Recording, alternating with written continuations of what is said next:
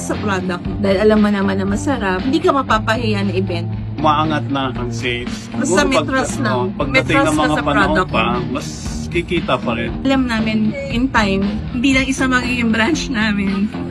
Madami.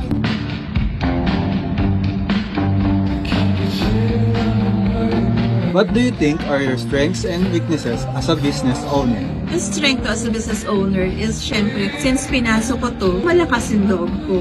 Na alam ko, dahil may trust ako sa product na binibenta ko, kaya ko siya isabay at ibenta sa market. So, weaknesses ko naman, in time, there are times na medyo...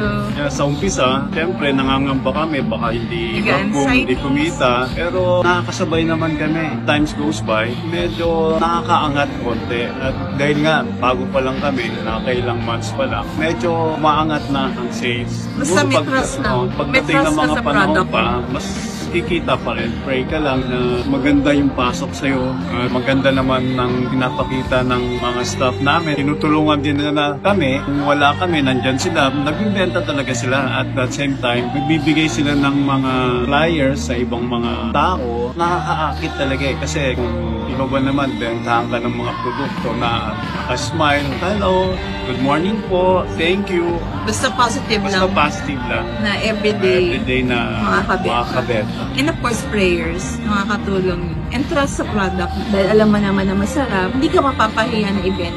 What was your dream before you started your franchising journey with K-Egg? With your business progress with K-Egg, have you slowly achieved that dream? Sa umpisa, lahat naman tayo nangangarap na magkaroon ng business. Yun nga, dahil may mga trabaho pa kami dati, gusto namin mag-business. Ngayon nga, nagkaroon kami ng oportunidad na magkaroon ng business. Pagbubutihin talaga namin na bumakas at maging maganda naman ang takbo ng business namin. Since before kasi we're on corporate world, tapos syempre, every employee, nagdi-dream naman siya of aiming or having their own business. Then slowly, yun, since nag-franchise kami, slowly, na-achieve na rin namin yung becoming a businesswoman, businessman. Slowly, dahil sa trust namin sa product, ma-achieve namin.